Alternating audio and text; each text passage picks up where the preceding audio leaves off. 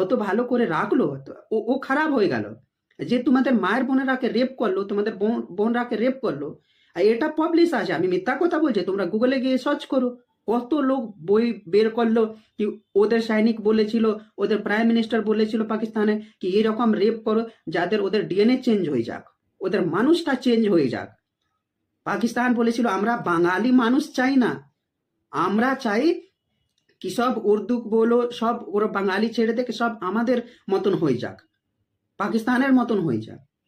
তখন তো আমাদের ইন্দিরা গান্ধী নিয়ে এরকম যুদ্ধ করলেন, তাকে বাংলাদেশকে আজাদ করালেন, আবার পুরো এশিয়ার নকশা চেঞ্জ করে দিলেন। তাও বড় বড় নিয়ে কথা বলা হচ্ছে ওখানে। ভুলে গিয়েছো সবাই? ভুলে গিয়েছো সবকিছু?